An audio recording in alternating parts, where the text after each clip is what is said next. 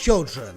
They are beings with an impressive skill set. They can play Fortnite for 24 hours and not go completely insane. They can be easily amused by any stupid trend, and they can turn any normal flight into a living nightmare. They also have another skill that makes them one of the most powerful beings on the planet, and that is making some of the worst content the world has ever seen. Now, if you had internet in 2017, unless you were living in Iran, you will remember that YouTube was dominated by these kid YouTubers who made content that couldn't even be described as mediocre, because that would be offensive to any other mediocre content. These videos had no quality control, but because of their titles and thumbnails, they got millions of views and gave these kids a lot of time in the spotlight, with the biggest fish in this polluted ocean being a YouTuber by the name of Durv. At his peak, he was one of the biggest kid YouTubers on the face of the earth, amassing over 1 million subscribers in the span of just a year thanks to his videos with clickbait titles and thumbnails, becoming the figurehead of a large community of rising kid YouTubers that still exists to this day. However, Durv's videos brought criticism as well as success, and eventually that criticism would lead to the destruction of his career. This is the rise and fall of Durv.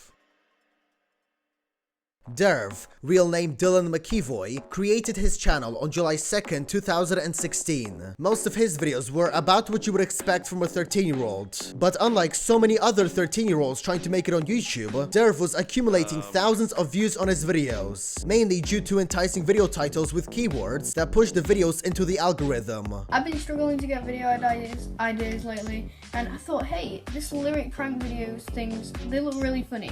So I gave it a shot myself on an ex-crush, and for you people who know me come out like, oh my god, you had an ex-crush? Well, I think we've all had those persons we kind of liked, but we didn't ever tell anyone. Now, as terrible as these videos were in pretty much everything, it was pretty clear to Durv that these videos were the best way to grow his channel. This, combined with the fact that he was a 13-year-old with the same IQ as the AI in Aliens Colonial Marines, resulted in him producing some of the worst content the platform has ever seen, specifically the calling insert fictional character videos. The killer clown calls me back, OMG so creepy, 947,000 views. The killer clown texts me back, OMG so scary, 497,000 views. Calling a killer clown, he actually answered, 2.2 million views. It didn't matter how terrible these videos actually were. If the title was in caps lock, had lots of exclamation marks, and mentioned calling some fictional character, and if the comically large red arrow in the thumbnail was comically large enough, it would be a hit and earn Durv a substantial amount of ad revenue. Another common theme that began to pop up in Durv's videos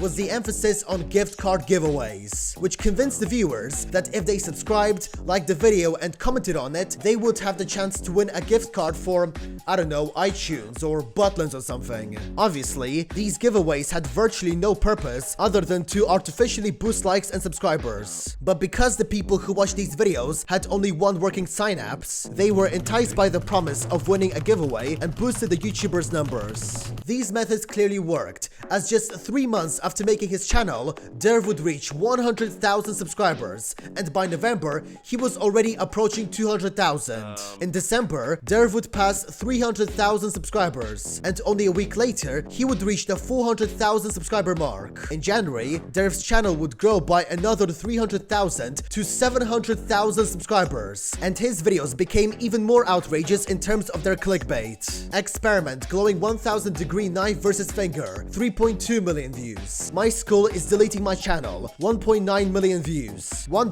Fanta versus $315 blue Fanta, 276,000 views. Honestly, these titles sound like they were made under the influence of 5 pints of Stella Artois. Although Durv's growth would stagnate for the next couple of months, he eventually managed to pass 1 million subscribers in April of 2017. And for the next month, he continued growing and producing more content that would appeal to any Set 8 kid. Unfortunately for him, his videos would not only bring him money and fame, but also a lot of scrutiny from the more mature side of the internet.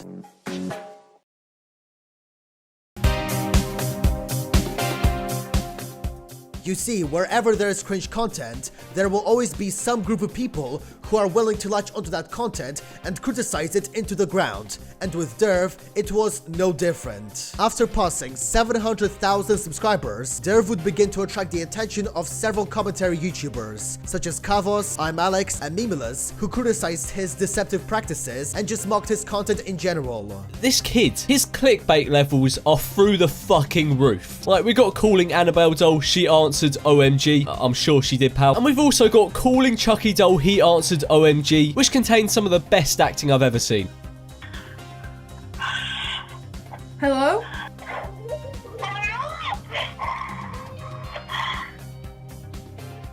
What was that? Like, it was just your mate heavily breathing and then screaming down the phone. It's not Chucky, okay? Mainly because he's a fictional character. With the rise of kid YouTubers who also made terrible content that included calling fictional characters, more people began to brand Durv as the patient zero of this pandemic, with videos calling him and the other YouTubers out getting hundreds and thousands and millions of views. And while it may seem at first that these videos didn't have an effect on Durv's career, it made more people aware on how his videos were breaking community guidelines, which would have large consequences for the protagonist of our story. On May 31st, 2017, Durv's channel was terminated for violating YouTube's guidelines. While many people believed that it had to do with misleading titles and thumbnails, Durv claimed in an interview with Kavos that his termination was the result of violent content shown in his videos. What was it? Was it the misleading titles? Was it the giveaways? Or was it something no one else knows? And let us know what was the reason. Well, surprisingly, none of it was actually to do with misleading,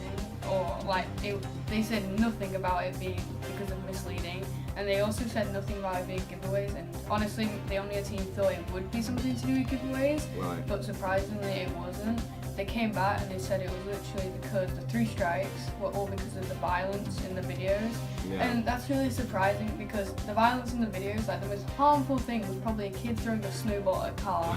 On the same day as the Kavos interview came out, Durv created a brand new channel called Clash Trends, but that was terminated as well after a YouTuber called Nebula USA exposed Durv for ban evasion. He would eventually get his channel back a year later and start uploading content again, this time making reaction videos with a funny face in the thumbnail, something that SS Sniper Wolf would shamelessly steal 2 years prior. However, those videos did terribly when you take into account that he had over 1 million subs, and eventually he deleted all these videos and renamed the channel to Trend Hub, which is definitely a very original name that doesn't sound like any other tier list channel that was big in 2018 and 2019. After a couple of more months of posting generic content that also didn't get decent views, Durv renamed the channel to its previous name, wiped it again, and disappeared into obscurity.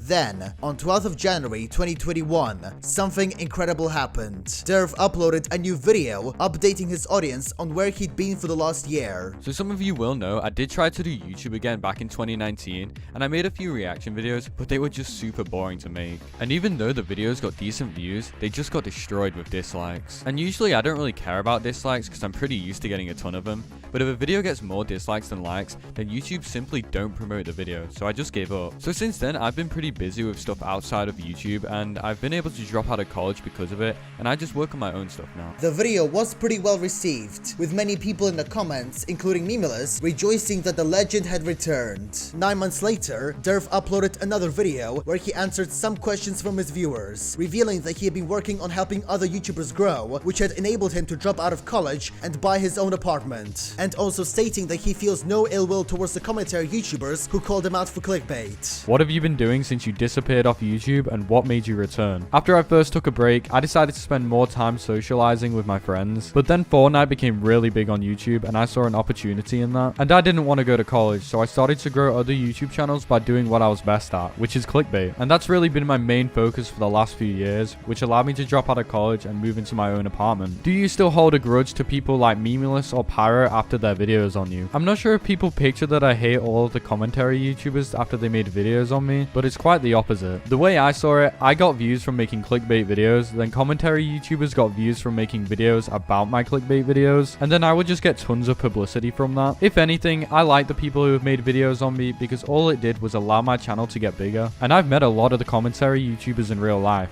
Pyrocynical, Willany, Memeulous, and more. And they're all really nice people, and I have nothing but respect for all of them. Furthermore, Durv stated that the gift card giveaways were in fact not fake, providing evidence in the form of a Keemstar tweet where he said he had won a gift card from Durv. He also revealed that he was going to upload Minecraft content on his new channel called Durv, but as of recording this video, he has yet to upload anything. The story of Durv is a pretty interesting one, because it's a reminder of an era of YouTube when anyone could grow their channel by uploading the most vapid content possible and disguise it with an enticing title and thumbnail. I mean, there's still people doing that today, but the extent to which Durv and other kid YouTubers were clickbaiting back in 2017 was much larger than it is now. It's still uncertain if Durv will ever come back to YouTube and what he would upload if he did, but based on what he stated in his Q&A video, he seems to be satisfied with his life. So I wish the best for him in his future endeavors. So anyway guys, that is the end of this video. Thank you all so much for watching and for all of your support. Remember to subscribe, like, comment, turn notifications on. Please comment because it really helps me out in the algorithm. Also, join my Discord server and follow me on a cesspit known as Twitter. And as always, I'll see you guys in the next video. Bye bye.